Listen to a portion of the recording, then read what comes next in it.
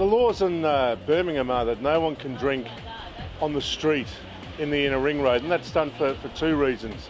One, to try and stop people who were either doing bar crawls by drinking in between going to the premises, so that there'd at least be some sort of break. What we do is basically trying to calm situations down. Just the first contact point, just to ask people to behave themselves and move on if they've been refused entry into any clubs. If they don't do that, then we pass it on to the police. We're connected to the police via radio and all the police cameras as well, so we can request assistance at any time. We have to be very careful with people when they're under influence of alcohol. Obviously, you know, their decision making can be impaired. Also, we have to look after their safety as well as, you know, they might be a violent person and that might be brought on by alcohol, but they could also be very vulnerable at the same time. So we have to be, you know, very cagey into how we go about things.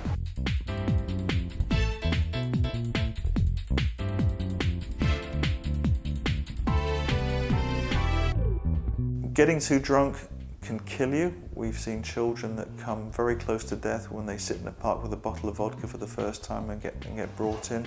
Some of them are often near death. And long-term alcohol abuse will kill you as well. It'll destroy your liver, it'll destroy your nutrition, and before you know it, you pick up an awful lot of other health-related problems that are due to alcohol.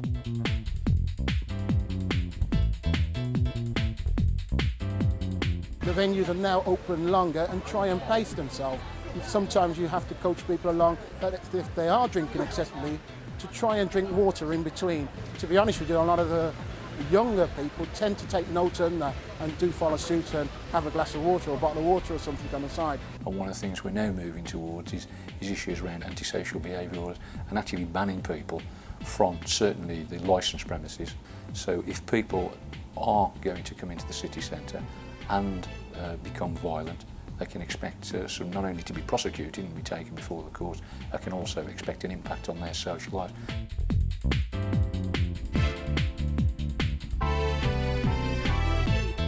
In regards to people approaching the door and not being in the venue, if we see them as a danger or a possibility of a danger to other customers on the venue, then there is various cameras on Broad Street and all the venues are linked via radio, and we will radio the description of the people to the other venues. Alcohol affects people in different ways. So it could be male or female, but sometimes you can see a situation which maybe an hour earlier you had dealt with a person or a group that you may have thought there might be a problem later on in the evening, and so we'll pass on that information to the relevant people. We will be situated outside the main key bars and clubs.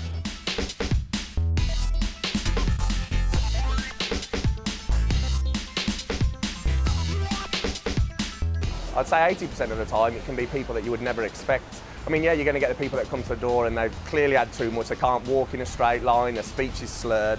But then you'll also get groups of like, say, 6, 7, 8 people who could be all dressed very smartly, a mixture of girls and boys, and you know, you never know sometimes. You just got to be always aware and always on the lookout. I'd say it was 50-50, men and women. They can be just as much problem as each other when they've had a drink. It's not just men, it's not just women, it can be both. We call it the police cameras when there's an incident or a possible incident may take place.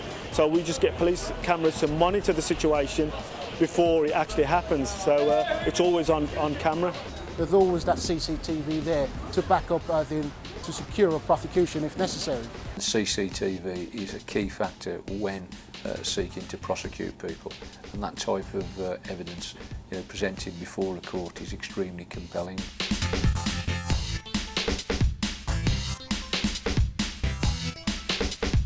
Alcohol-related violence covers the entire age range. It tends to be men in their late 20s, seems to be the peak of people presenting with alcohol-related violent problems.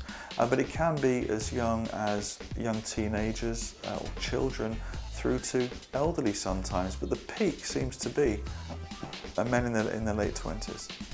I think really it's about attitude and behaviour really. I mean, I like to come out and use the city centre myself socially with my family and friends.